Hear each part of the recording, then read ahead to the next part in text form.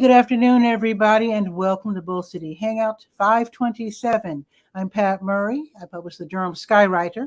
That's Durham's online community paper, which you can check out at durhamskywriter.com. Now, with Bull City Hangout, I tell you what's happening today in Durham, as taken from the pages of the Durham Skywriter.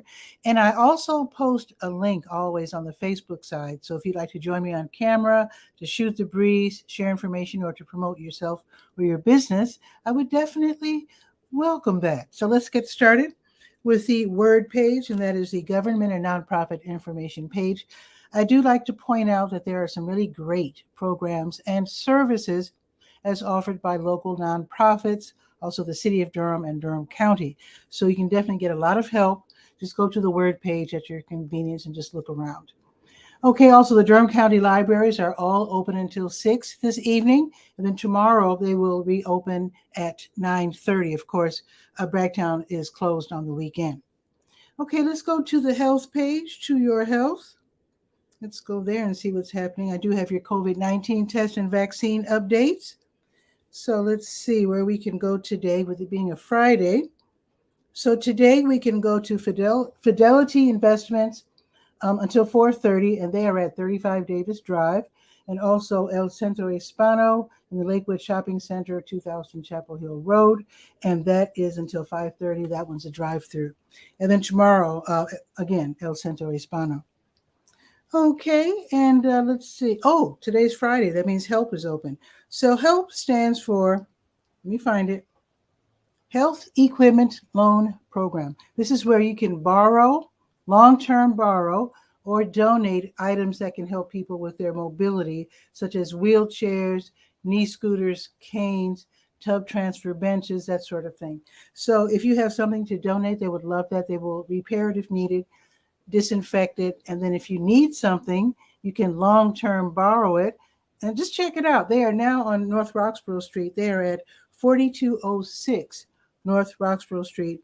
So just head over there. They're only open 2 days a week. So on Tuesdays, they're open from 10 until 2. Then on Fridays, like today, they're open from 1 until 5. Okay, and let's now go to the gardening page, Garden Shed. Let's see. I called Shamika from Slice 325, which is an incredible program where you learn about nutrition, food, etc., etc. So she has this beautiful community garden behind Healing with Care, which is downtown on Broadway Street. Now, today was supposed to have been a volunteer work day out in the garden, but of course it's raining, right? So I called her and she said, yeah, it's been called off. So it's not today.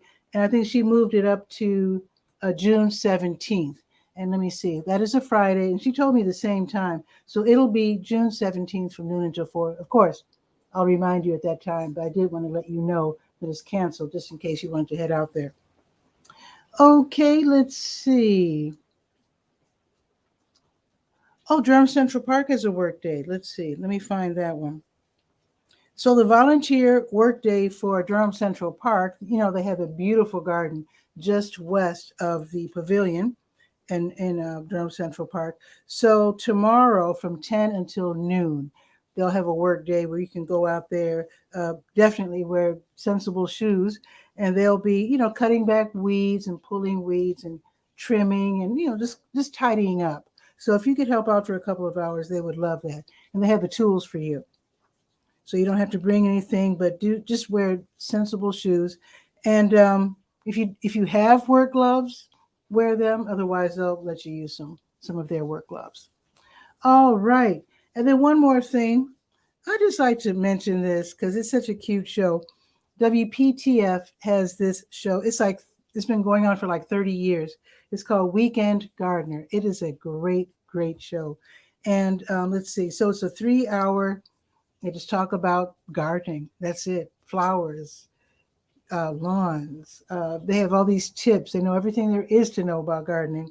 So it's tomorrow from 8 until 11, just in case it's raining, but you still want to get in some, at least thinking about gardening. So they are at 680 a.m. and also 98.5 FM. And it is, like I said, it is just the cutest show. It's called Weekend Gardener. Okay. Now, let's go to the sports page. There's one thing I wanted to mention there. Let's go to Sport and Life. Now, teens, especially when they want to let off steam, they are more than welcome to go to the night flight. That is the free basketball league, and it's for young people ages 13 to 18. They have this on Fridays. This is a Durham Parks and Recreation thing. So IR Homes, Campus Hills, Edison Johnson, Lyon Park, W.D. Hill, Walltown Park, and Weaver Street. All different hours, but you can check it out by going to the sports page. And it's free, totally free. Now, last page that we will be visiting is the Let's Go page. So let's go there, see what's happening. Let me scroll down to 27. Let's see. And I'm going to start, I already know what I'm going to start out with. Of course, New Visions of Africa restaurant, as they do every weekday. They give away free meals every weekday from 3 until 6. If you are in need, if you're hungry, just stop by, give them your name, and they'll hand you something to eat.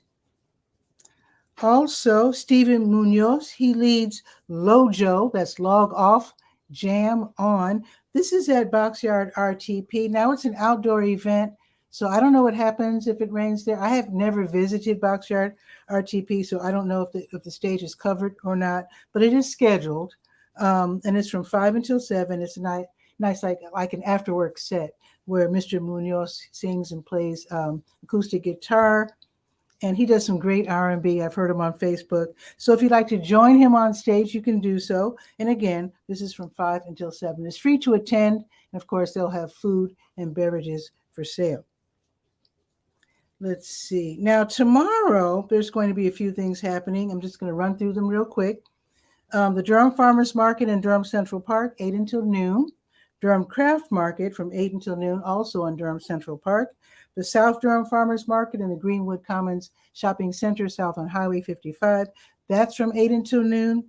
Also, there's going to be sort of like a static display that you can visit whenever you want this weekend. It's called the Annual Memorial Day Remembrance, the American Soldier Through the Ages.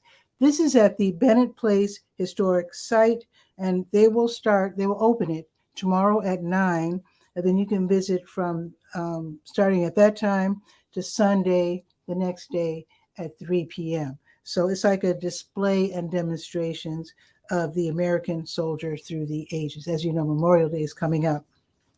Okay, Preservation Durham, they always have their architecture and the urban landscape walking tour on certain Saturdays, like the last Saturday of the month. So it's going to be tomorrow, and it will be from 10 until 11:30. It's a great way to find out the story behind the beautiful buildings downtown, and also you can look at the urban landscape, beautiful flowers as well. So everybody will meet. I think you still have to, let me see. Yeah, you still have to register. So they're limiting it to the first 25 people. So you still do have to register. It is a free event, and everybody meets over there by Major the Bull in CCB Plaza. Okay, the FLART, or is it FLART? I have to find out. But the FLART Market is hosted by Art Post at Happy Mess. This is going to be on Iredell Street, which is right off of 9th Street. So this is going to be tomorrow from 11 until 4, and I will remind you about that tomorrow. It's like a outdoor market with food, music, and art. Really fun event.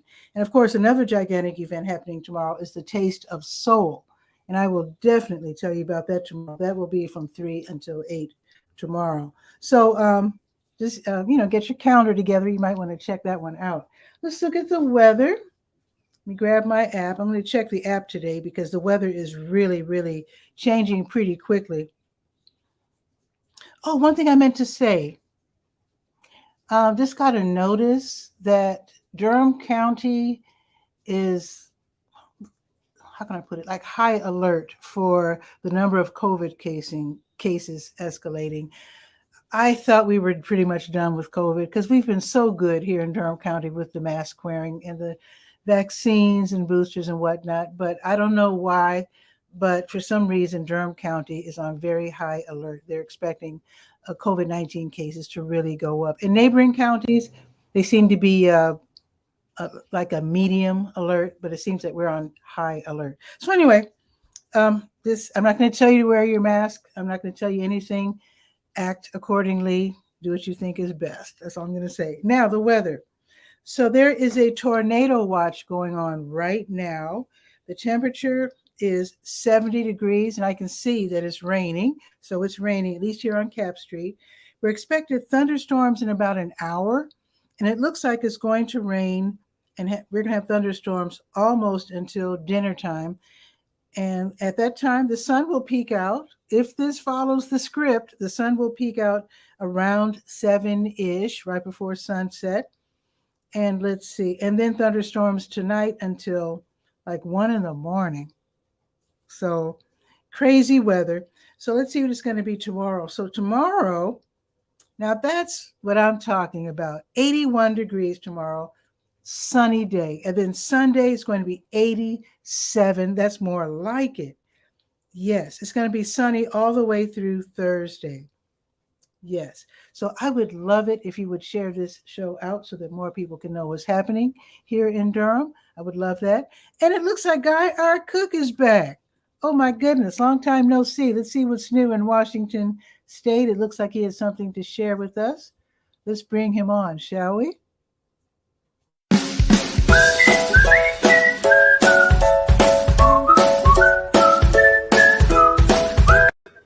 Guy, what's new? Long time no see. Well, this morning I was looking at the weather. You know, that's what we do. And I saw there was 4 alerts for Durham. You know, between the tornadoes and the thunderstorms and the wind and so forth. Flood advisories as well. And so I went back and the group that I follow in Walla Walla, where we used to live, she put up the Storm Prediction Center. That's the link I'm sharing to you there. Oh, let's see.